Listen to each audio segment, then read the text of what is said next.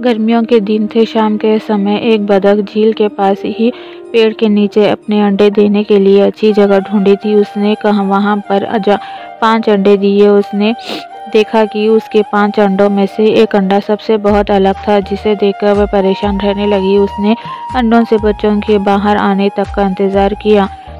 फिर एक सुबह उसके 4 अंडों में से उसके 4 नन्हे बच्चे बाहर आ गए। वो सभी बहुत सुंदर और प्यारे थे, लेकिन उसके 5वें अंडे से अभी तक बच्चा बाहर नहीं आया था। बतख ने कहा कि ये 5वें अंडे का बच्चा उसका सबसे सुंदर बच्चा होगा, तभी वे बाहर आने में इतना ज़्यादा समय ले रहा है।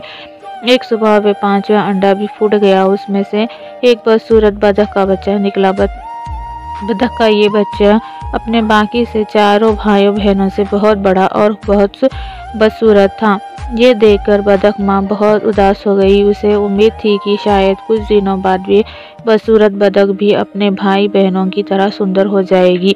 कई दिन बीत जाने के बाद भी वह बतख बदसूरत ही रहा। बदसूरत होने की वजह से उसके सारे भाई बहन उसका मजाक भी उड़ाते थे और कोई भी उसके साथ नहीं खेलता था। वे बदसूरत बतख का बच्चा बहुत उदास रहने लगा।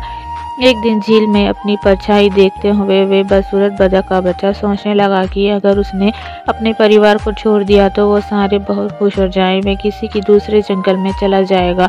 यही सोचकर वे किसी घने जंगल में चला गया। जल्द ही सर्दियों के दिन आ गए। हर तरफ बर्फ की बारिश हो रही थी। बदसूरत बतख के बच्चे को ठंड लग रही थी। उसके पास खाने पीने के लिए भी कुछ नहीं था।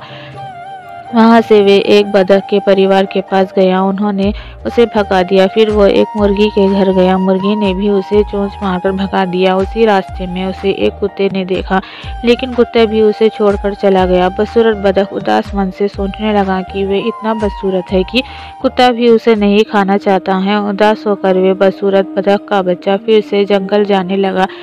रास्ते में उसे एक किसान दिखाई दिया। वे किसान उस बदसूरत बतख को अपने घर ले आया। वहाँ पर उसे एक बिल्ली परेशान करने लगी, तो वे वहाँ से भी भाग गया और फिर से एक जंगल में रहने लगा। कुछ ही दिनों में बसंत का मौसम आ गया। अब वे बदसूरत बतख भी काफ़ी बड़ा हो गया था। एक दिन वे एक नदी के किनारे टहल रहा था। वहाँ पर उसने एक सुंदर राजहंसी को देखा, जिससे उसे प्यार हो गया। लेकिन फिर उसे लगा कि वे एक बदसूरत बतख है, इसलिए उसे वे राजहंसी कभी नहीं मिलेगी। शर्म से उसने अपना सिर झुका लिया। तभी उसने नहीं कि पानी में अपनी परछाई देखी और वह हैरान हो गया। उसने देखा अब वह बहुत बड़ा हो गया है और एक सुंदर राजहंस में बदल गया है। उसे ये एक एहसास हो गया कि वह एक हंस है। तभी अपने बाकी के बतख भाई बहनों से काफ़ी अलग था। जल्द ही उस बदसूरत बतख से राजहंस बने उस हंस ने हंसनी से शादी कर ली और दोनों खुशी खुशी रहने लगे। ये सही समय आने पर हर कोई अपनी सही पहचान कर सकता है, तभी वे अपने गुणों को पहचान कर अपने दुखों को दूर कर सकता है।